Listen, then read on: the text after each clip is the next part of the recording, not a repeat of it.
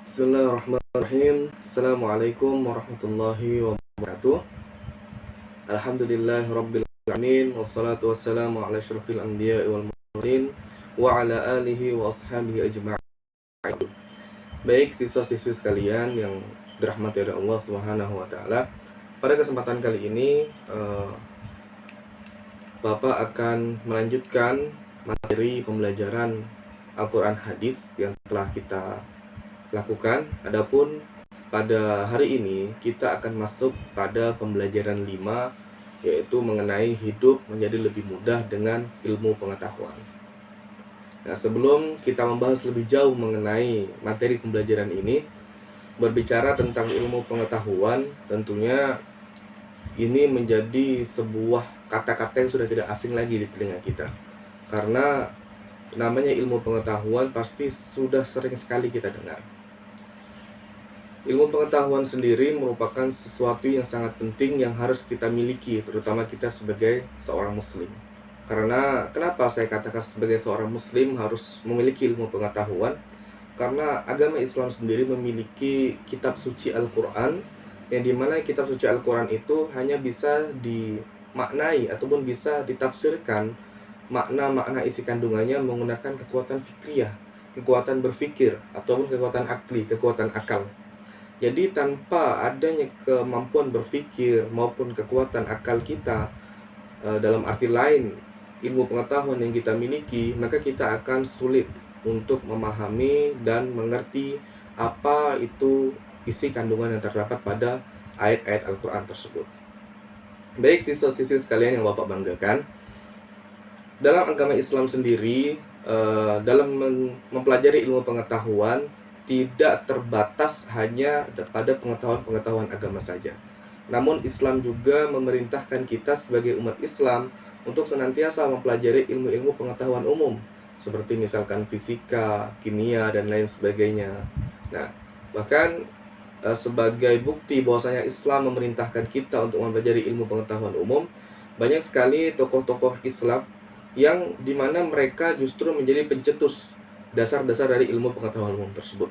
Kita bisa lihat sirah ataupun kisah Al-Khawarizmi yang dimana ia memiliki ilmu pengetahuan dalam bidang matematika, matematika. Kemudian juga ada yang namanya Sina, dia memiliki orang ahli dalam bidang ilmu kedokteran. Kemudian kalau kita mau melihat dalam negeri, kita pernah memiliki seorang presiden yang bernama Bapak B.J. Habibie yang sukses melakukan pendidikan di Jerman, dan beliau ketika pulang ke negeri tanah air ini, beliau sukses untuk membuat sebuah pesawat terbang. Nah, ini sedikit kisah dari beberapa orang tadi, ini sudah cukup menjadi bukti bahwasanya kita sebagai umat Islam bukan hanya dituntut untuk mempelajari ilmu agama saja, namun kita juga dituntut untuk mempelajari ilmu-ilmu pengetahuan umum.